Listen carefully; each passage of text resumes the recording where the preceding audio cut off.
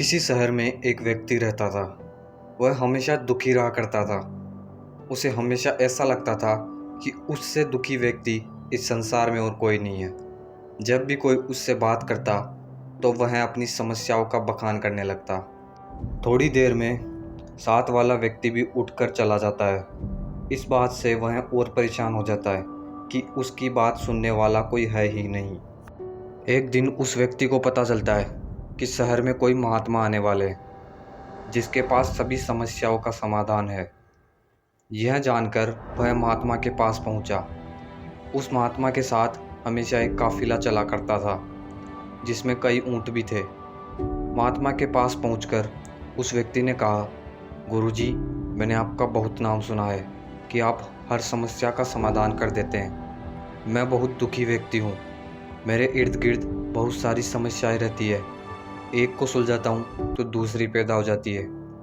मैं अपनी आप बीती किसी को सुनाता हूँ तो कोई सुनता ही नहीं है।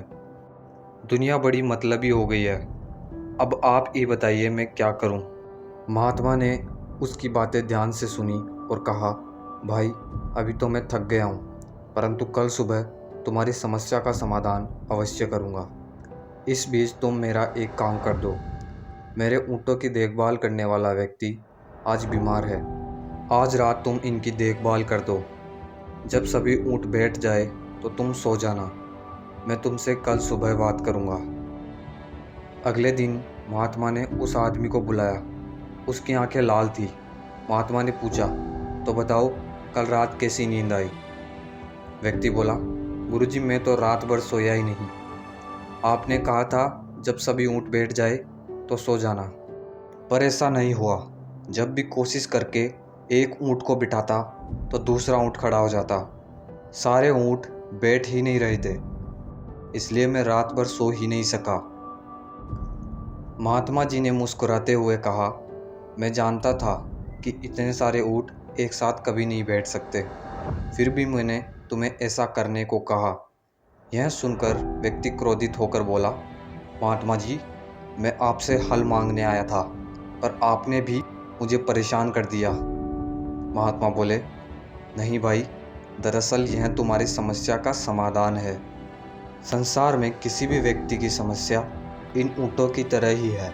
एक खत्म होगी तो दूसरी खड़ी हो जाएगी। अतः सभी समस्याओं के खत्म होने का इंतज़ार करोगे तो कभी चैन से नहीं जी पाओगे। समस्याएं तो जीवन का ही अंग है। इसे महसूस करते हुए जीवन का आनंद लो। जीवन में सहज रहने का यही एक उपाय है। दोस्त, दुनिया में किसी भी व्यक्ति को तुम्हारी समस्या सुनने में कोई दिलचस्पी नहीं है, क्योंकि उनकी भी अपनी समस्याएं हैं। महात्मा जी की बात सुनकर व्यक्ति के चेहरे पर संतोष और सहजता के भाव उमड़ पड़े, मानो उसे अपनी सभी समस्याओं से निपटने का अचूक मंत्र प्राप्त हो गया हो। दोस्तों, उस व्यक्ति की तरह ही समस्याएं हर व्यक्ति के जीवन में है, लेकिन समस्याओं से घबराना नहीं चाहिए। उनका समाधान ढूंढे, फिर नई समस्या आएगी और फिर उसका समाधान ढूंढे। यही तो जीवन है, और समस्याओं का समाधान सफलता है।